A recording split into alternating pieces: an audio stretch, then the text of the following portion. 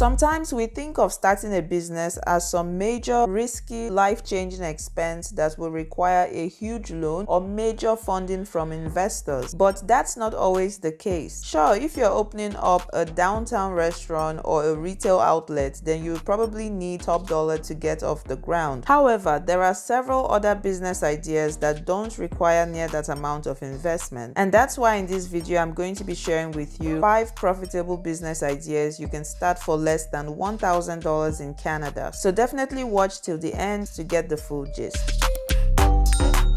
Hi Magi's gang, my name is Majojiba, Maji for short. If you're new here, you are welcome to my channel, and if you're a returning subscriber, welcome back. It's always a pleasure to have you here with me again. I hope everyone's having a good week so far and you are not letting anyone or anything dim your light.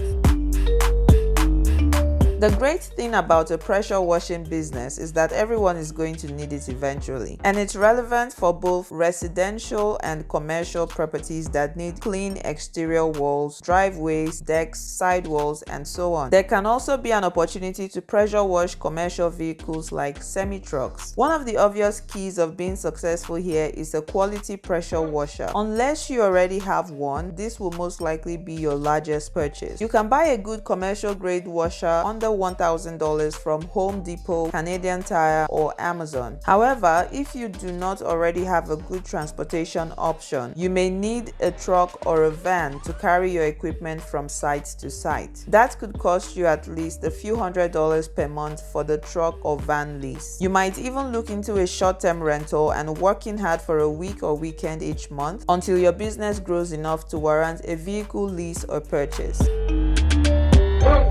When you think of a laundry service, you may think of your neighborhood laundromat with rows upon rows of washers and dryers. But did you know that you can start your own wash and fold laundry business and that you don't need to invest in dozens of washers and dryers to do it? Yes, you could actually start your own laundry business, and this is a perfect idea if you're the type of person who uses laundry time as a kind of therapy. The easiest way to do this is by signing up on platforms like TaxRabbit, Care.com, and Laundry Care, which may involve an initial registration fee between $25 to $100. A laundry business is even more doable if you already own a washer, dryer, and some form of transportation. Other than that, you might want to invest in things like laundry bags and hampers, garment covers, gloves, disinfectants, bag tags, and a hanging scale. Your upfront investment on a laundry business will be next to nothing, assuming you already have a washer and a dryer and a car if you plan to offer pickup and delivery services as well. If you are using a platform like TaxRabbit or Care.com to build your business, you may choose to bill per hour rather than per pound or kilogram. This eliminates the need for a scale. On the other hand, if you join a company like Laundry Care, you will need to charge by the bag. You will also need to develop clear policies so your clients know what to expect. Some things you will want to make clear can include how contactless pickups and deliveries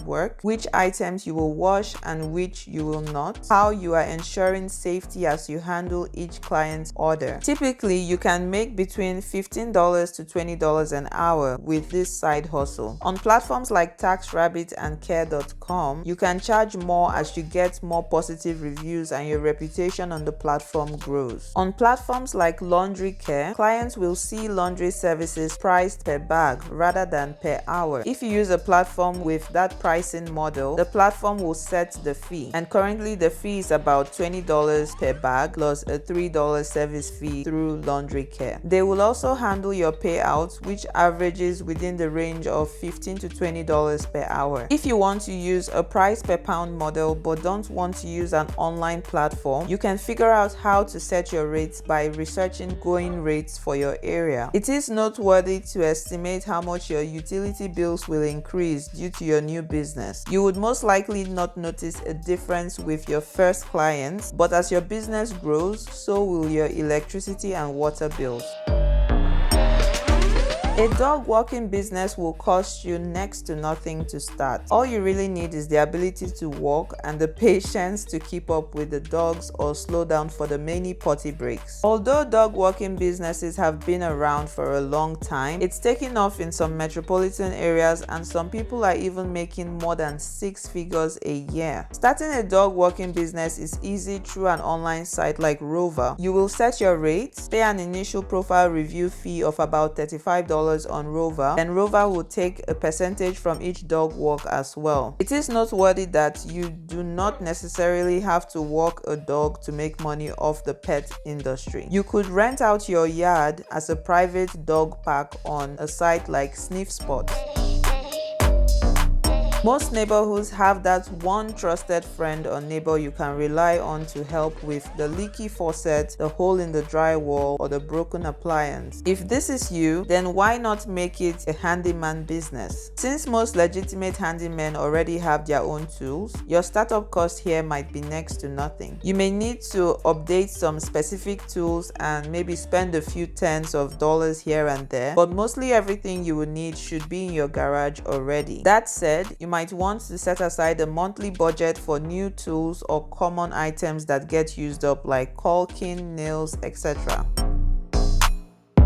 When it comes to a profitable business idea, you can start for less than $1,000 in Canada. Selling on Etsy tops the list, and in this video I'll be sharing with you 5 Etsy digital products shop ideas you should start to earn thousands of dollars per month. So definitely check out the video after watching this one. In conclusion, I know you might be thinking you have to go all out and buy brand new everything when you start your own business, but the idea here is to start small and gradually build your business revenue. That way you'll be able to upgrade your materials and equipment as you advance. So this means for now, the idea is to use what you already have that fits the job and only buy the bare necessities while keeping your expenditure as low as possible. Okay fam, that's all for today. I hope you found this video helpful. If you did, please remember to give me a thumbs up. If you're not yet subscribed, please also remember to subscribe to my channel and join my Gist gang. I will see you all in my next video, but till then, as always, stay blessed and remember, God loves you. Bye.